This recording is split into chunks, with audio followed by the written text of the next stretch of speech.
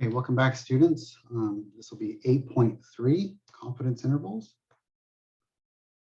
Go ahead and share my screen.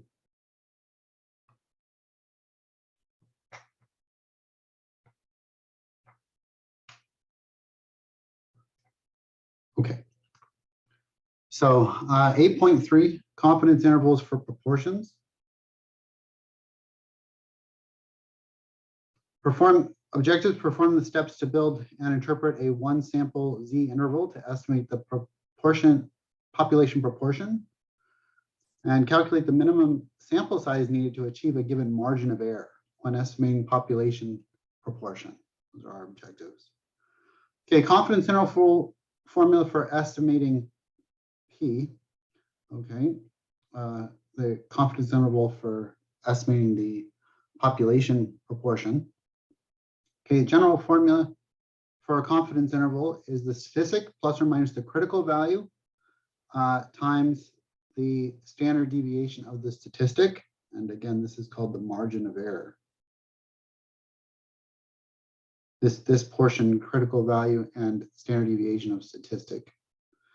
Okay, so it's going to be P hat, which is the probability of our sample. Okay, plus or minus Z star. We talked about Z star before. Okay, for our 90%, 95%, 99% confidence intervals. Okay, times the square root of P hat Q hat, which is just 1 minus P hat, over N, which is our sample size. Okay. P hat is X over N. It is our best point estimate. Okay, number of successes over the sample size. Z star is our critical value, Z alpha over 2. That depends on our confidence. Okay, I need the Z score that cuts off the highest alpha over 2. So again, we look at the alpha over 2, boom. Okay, if the alpha is both of these values here, both of these areas, that's alpha, then I cut that alpha over 2. Okay, and then I need to know what's the Z score of the top one. Okay, the positive basically. Okay, and then the square root of P hat Q hat over N is the standard deviation of P hat, sometimes called the standard error. So this is the standard error. Okay, whereas if I multiply it by Z star, it will be the margin of error. Okay, so this is the standard error. If I multiply by Z star, I get the margin of error. So the same terminology that we use basically for our means, okay, for our confidence intervals for our means. Okay, requirements for inference. Is it independent? The sample must be taken independently, or N is less than 5% of the population. 5% rule of independence. Random, the sample must be a simple random sample, must be unbiased, and it must be large enough. We need at least 10 successes and 10 failures, okay, to have a nearly normal shape. NP is greater than or equal to 10, and NQ is greater than or equal to 10. So it has to be large enough. This is the one that we really want to make sure, okay, to not forget. Okay, the other ones are important as well, but we really need to make sure to not forget this one. Okay, if your sample size is too small, you're not going to have an accurate confidence interval. It's got to be NP and NQ have to be bigger than 10. Okay, constructing a confidence interval for P. Define the parameter we are estimating with confidence level. Choose the statistical method, one proportion Z interval. Okay, check the requirements. Okay, IRL. Okay, and construct the interval and then interpret. Okay, have a conclusion sentence. Okay, so let's jump into an example here. Suppose that a market research firm is hired to estimate the percent of adults living in a large city who have cell phones. 500 randomly selected adult residents in this city are surveyed to determine whether they have cell phones. Of the 500 people surveyed, 421 responded yes, they own cell phones. Using a 95% confidence level, compute the confidence interval estimate for the true proportion of adults of this city who have cell phones. Okay, so let's say that we have p hat plus or minus z star times the square root of p hat q hat over n. Okay, so p hat is x over n. So p hat is x over n, the number of successes over our trials here, which is the sample size. So we're going to say that out of 500, we had 421.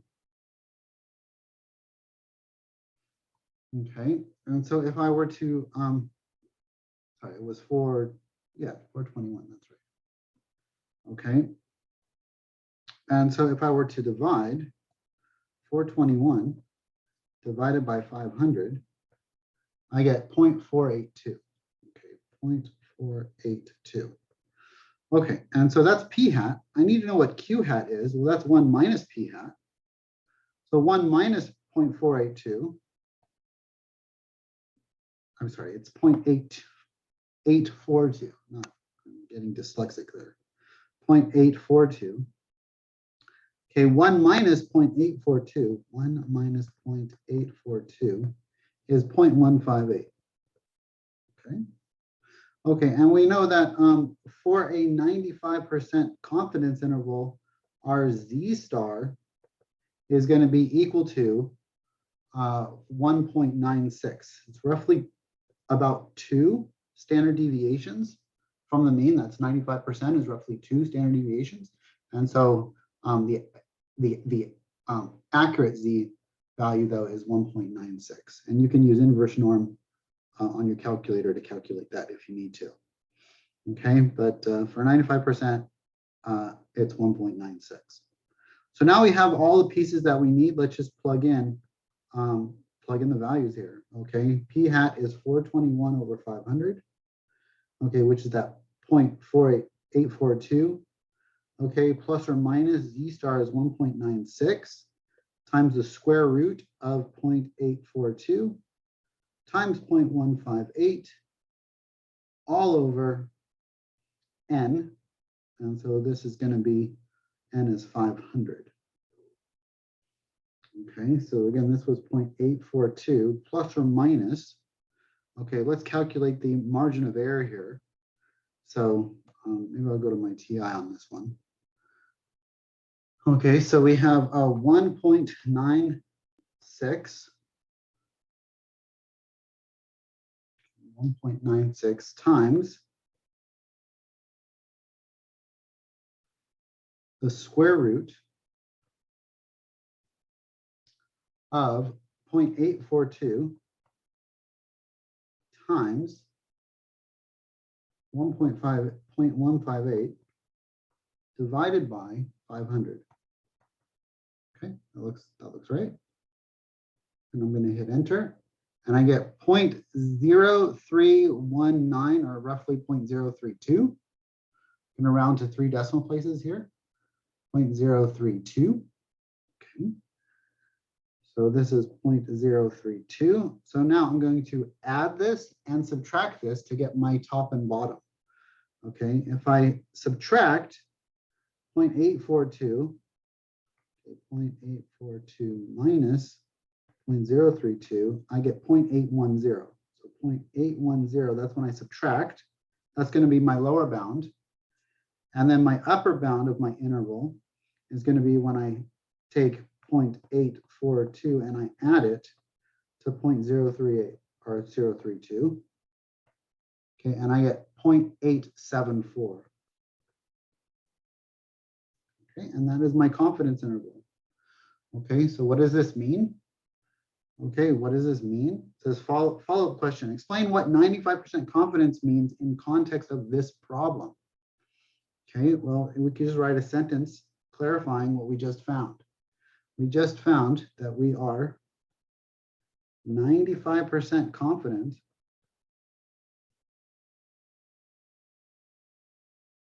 okay, let me rewrite that. 95% confident that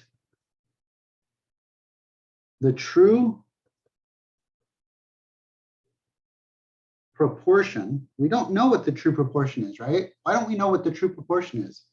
Because if we look at the population and we look at the sample, okay, the sample comes out of the population. We just did a sample, right? What we're trying to do is find a boundary for the true population. We don't know what the true population is based on a sample, okay? We would have to make the entire population our sample to know the population proportion here. We'd have to sample every single person, and that's not always feasible. So we just take a sample of 500 people instead of the entire city, which could be millions of people. Okay, and we just take that 500 people and make that our sample. And if it's a random sample, we're good. You can randomly sample people and we can estimate. This is an estimate of what our true proportion is. Okay, we are 95% confident that the true proportion of cell phone owners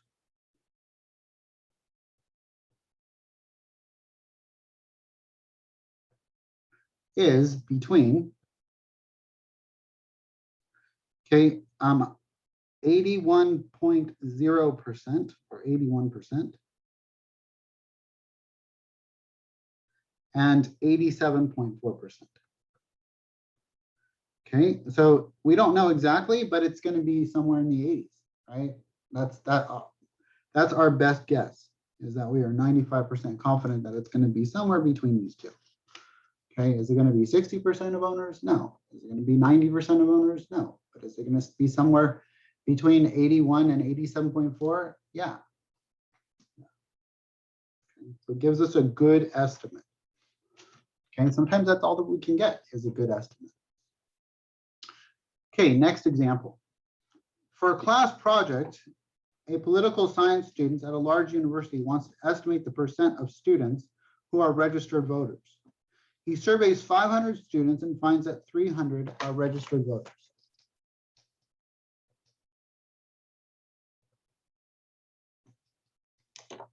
Okay. Compute 90% confidence interval for the true percentage of students who are registered voters and interpret the confidence interval. Okay, so we know that Z star is going to be based on 90%. So Z star, okay, for 90% is going to be 1.645, I believe. Okay, Z star for 90% is 1.645. Okay, so the formula is P hat plus or minus Z star times the square root of P hat Q hat over N. Okay, so P hat is going to be that 300 out of 500. So this is 300 out of 500. Okay, which is 300 divided by 500 is what? 300 divided by 500 is 0.6. So this is 0.6. Okay. Plus or minus. Okay, Z star is 1.645. Okay, P hat is going to be that 300 over 500. Q hat is what's left over. Well, if it's 300 out of 500 is P hat, then Q hat is 200 over 500, which would end up being 0.4. And this is all over 500. Okay. So this is going to be 1.645 times the square root of 0.6 times 0.4 all over 500. The top here has the numerator has to add up to 1. Okay, so if it's 0.6 for P, then Q is 0.4 because they add up to 1. Okay, so here we're just going to have to go to our calculator on this one. Let's calculate the margin of error first. Okay, so calculator. I can do it on this calculator, that's fine. So 0.6 times 0.4 divided by 500 is equal to 0.003. I'm going to take the square root of that. Second, well, not second, I just want square root of that. And then multiply that times 1.645. Okay, is 0.003. What am I getting here? 0.0. Did I do this wrong? Make sure. 0.09. Not getting the same answer. Let's try that again. Okay, so 0.6 times 0.4 is equal to 0.24. Let's divide that by 500. And oh, there we go. That's better. Okay, 0.048. I must have done something wrong on the last one. Okay, and then square root this. Okay, and now multiply that times 1.645. There we go. That's what I'm looking for. 0.036. Okay, 0.036. So plus or minus. So 0.6 plus or minus 0.036. Okay. That calculator is a little harder because you can't just type everything in. Maybe we'll go to the other calculator just to verify. 1.645 times this calculator, you can just plug everything in all at once, times the square root. Oops. No, I do not want an exponent.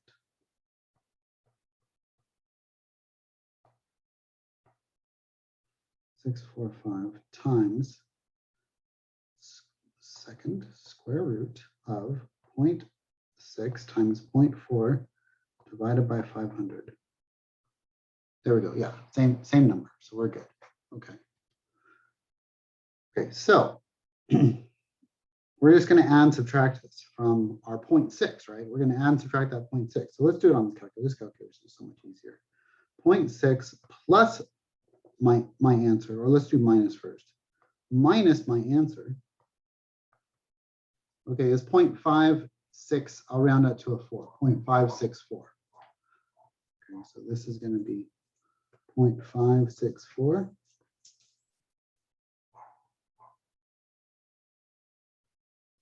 Okay, and then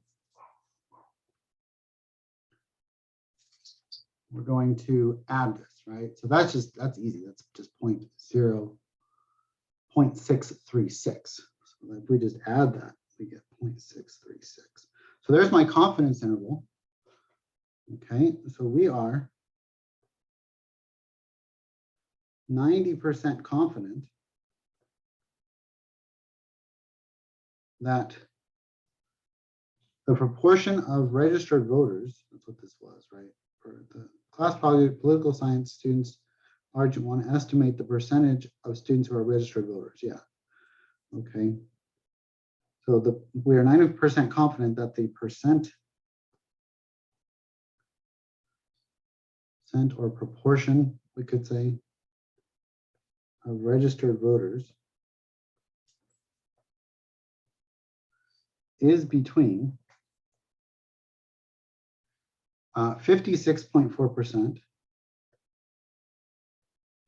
and 63.6%. Okay. There we go. Okay, let me show you how you can do this on the calculator or on StatCrunch. Okay, so you can verify this result. Let's say that we wanted to verify a result, make sure that we did this correctly. Well, the calculator will actually do this. Okay, so if we go to the calculator and wanted to verify a result, we can actually go to second vars. Okay, and we want to do second vars. So no, it's not. It's stats. We want to go to stats. Let me clear this. Okay, we're going to go to stats and then calc. No, and tests. We go to stats and then tests. Okay. And we want a one prop interval. So where's the one? It's a one proportion to z interval. Let's arrow down here. We have the z interval and the t interval. We don't want that. We want the proportion one. Okay, so I believe that's A. So A here is the one prop z int. So one prop z int. Okay, so we go to stats, and then we go to tests, and then we go to A. Okay, and I hit enter. Stat, tests, and A. and I hit enter, and it says, okay, what do you want your X to be? Well, let's do the last problem. The X's were 300. Okay, what do you want your N to be? The sample size was 500 students. And what do you want your confidence level to be? And this is, as a decimal, it's 0.90, okay, 90%. And then we just hit calculate. And right up there, it tells me that my P hat is 0.6, my N is 500, and it gives me 0.6 or 0.56396 and 0.63604. So there's how you do that on the calculator. So for the calculator, okay, I'll just put it here, calculator, it was that one prop Z int, right? So for the calculator, it's one prop Z int. Okay, what about StatCrunch? Okay, for StatCrunch, looks like that, one prop Z int. Okay, for StatCrunch, let's go to StatCrunch here, and let's see. Oh, I got to sign in again. Timed out, I guess. Okay, sign in. Yes. Thank you. Loading my StatCrunch. There we go. Okay, so for StatCrunch, we're just going to go to stat. Okay, and then we're going to go to proportion stats and one sample with summary. Okay, so stat, proportion stats, one sample with summary. Okay, so it says one sample proportion summary, one sample proportion summary. And we're going to say, okay, what were our number of successes? 300. So this is going to be 300. What were the number of observations? 500. Okay, and we want a confidence interval. So let's put the confidence interval. What's our confidence level? It was 90%. Okay, and then just click compute. Once you get that in, click compute. And it tells me what my lower limit is over here. It tells me my standard of error, which is nice. The calculator didn't do that. The proportion was 0.6, the sample proportion. The standard error was 0.0219, so that's a standard error. You can multiply that by 1.645 to get your margin of error. Okay, the lower limit was 0.5639 or 0.564, and the upper limit was 0.63603 or 0.636 rounded. So that's how you do it on StatCrunch and how you do it on the calculator. It's just to verify your results. Okay, so on the test, I'm not going to ask you just for the confidence interval. I'm going to ask you, okay, can you verify your results? Can you go through the calculation, show the steps of your calculation, and then verify the results? Okay, so make sure that you know how to do all the steps. Okay, let's move on to our next example here. Okay, so here we're kind of flipping things. And for example 3, it says a local poll samples 500 likely voters and finds 74% support proposition Q on the next ballot. What is the margin of error? Okay, so the margin of error. Okay, and you'll hear this a lot, especially during elections. And on election cycle, they'll be like, oh, well, we suspect that, you know, Bernie Sanders is going to get, you know, 56% of the vote within a 5% margin of error. And you're always like, well, what's that 5% margin of error that they're talking about? And this is where it comes from. It comes from the confidence interval. How confident are they that he's going to get that sample proportion, right? Because it's a sample. You can't just sample everyone in America. It would not be feasible. But if you sample 1,000 people, okay, coming out of a poll site, and they're like, oh, okay, it's 56.4% are going to vote for this candidate, plus or minus a margin of error, right? So we want to know, okay, well, here it says 500 likely voters and find 74%. Okay, support this guy. What is the margin of error in this poll if they want to be 90% confident of their measurement? Okay, so let's look at M here, which is the margin of error. This is just the plus or minus portion, right? So that was the critical value times the standard error. okay, which in this case is going to be our z star times the square root of p hat q hat over n, okay? So for 90%, we just saw that that was 1.645. Okay, p hat is that 0.74. Let me zoom in here. Okay, the q hat, I never make my square roots long enough. Okay, my q hat is 1 minus 0.74. So what's 1 minus 0.74? We'll add up to 1 here. If I added up 28.28, I think that would add up. Or not 28, sorry, 26. Okay, 0.26, if I add those, I can just subtract 0.74 from 1 to get my Q. And that's all over 500 again. Okay, and so what is this? What is the margin of error here? Well, let's plug this into the calculator. 1.645 times the square root of 0.74 times 0.26 divided by 500. Okay, and I'm getting about 0.032, okay, rounded. So 0.032 is our margin of error, 0.032. Okay, and we could turn that to percentages as well if we wanted to. Okay, what is the margin? This is 3.2%. So when they say it's within plus or minus 3.2%, okay, that's our margin of error, plus or minus 3.2%. Okay. Okay, the school surveys a group of students. The school surveys a group of students, I guess I should say and, estimates that somewhere between 58% and 64% of the students want to have more food options on campus. What was the point estimate? What is the margin of error of the survey? Okay, so keep in mind that our confidence interval was 0.58 and 0.64. So we want to know, okay, well, what's the point estimate? What's the value that would be in between? Okay, what would be the value that would be in between both of these, right? Because again, in order to get our confidence, we would have had to added a value and subtracted a value. So if I look at a number line and I take, say, A here, and I add a value to get to the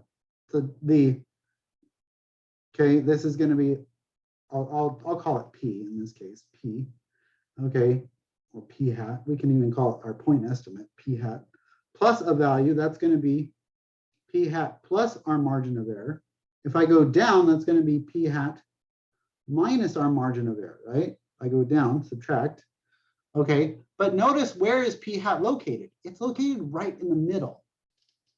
Does that make sense? Because we would have gone up and down by the same amount. P hat would end up right in the middle of our confidence interval.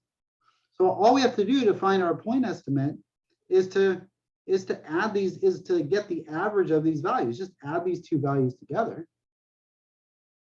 Okay. And we will get our point estimate. So 0.58 plus 0.64 divided by 2. So 0.58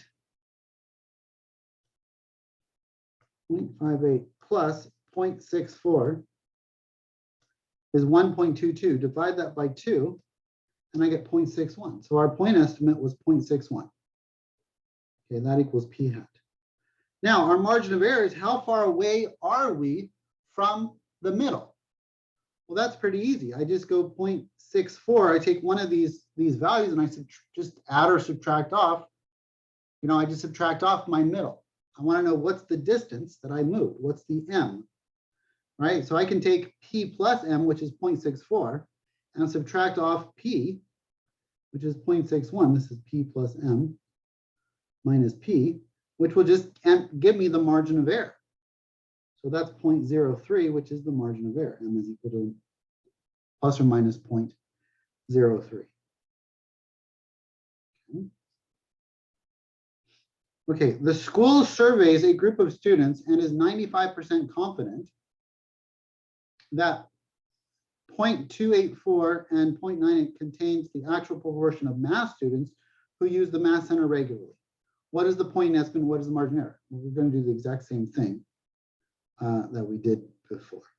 So to get the point estimate, okay, or p hat, we're going to look at our confidence interval, which they're saying is 0.284 and 0.298. And I'm going to take the average of these two, find the middle. What's the middle value? That's going to be my p hat. Okay, p hat is equal to 0.284 plus 0.298 all over 2.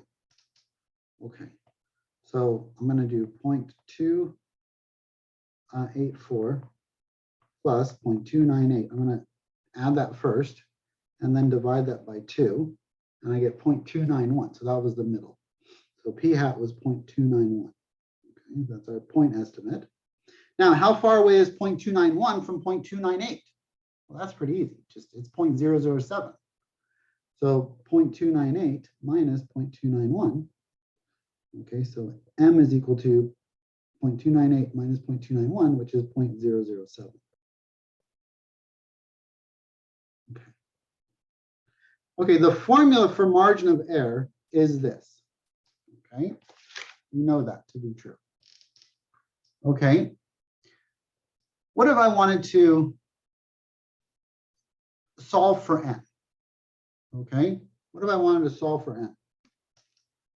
Okay, how could I solve for n here? Well, what I'm going to do is I'm going to first divide by z star. So let's say that m is equal to z star times the square root, okay, of p, okay, p over p, I think that should be p hat and q hat, honestly. Okay, p hat, q hat over n. Okay, so what I'm going to do, I want to solve for n. Okay, solve for n. Okay, so now I'm going to divide by z star. Divide both sides by z star algebraically. So this will give me, okay, the square root of p hat q hat over n is equal to, I'm just going to flip these two, m over z star. Okay, so now what I'm going to do is I'm going to square both sides. And I'm going to say, okay, well, this is p hat q hat over n is equal to, okay, m over z star squared. Okay. Okay, so now what I'm going to do is see how these are both fractions. What I can do is if I have a fraction equal to a fraction, I can just flip those upside down. This implies that n over p hat q hat is equal to z star over m squared. Okay, and now what I can do is I can just multiply both sides by p hat q hat, and that will solve for n. That cancels, and then we get n is equal to, okay, z star over m squared p hat q hat. Okay. Okay, if no information is about p is known, we can use p of 0.5 and q of 0.5. If we don't know anything about p, okay, if we know nothing about p hat or q hat or pq, sometimes they will give us the population, okay, or n is equal to z star over n squared pq. Okay, if no information about p is known, okay, like we don't even know what p hat is, then we can use 0.5 and 0.5, giving us the following formula. n is equal to z star over z star over m squared times 0.25 times 0.25. Oh, sorry, it's 0.5, my bad. 0.5 times 0.5, which is 0.25. Okay, so n would be equal to z star over m times 0.25. Okay, or 0.25 times z star over m. Okay. Now, this number doesn't always come out exact. Okay, but n is a whole number. We need n to be a whole number.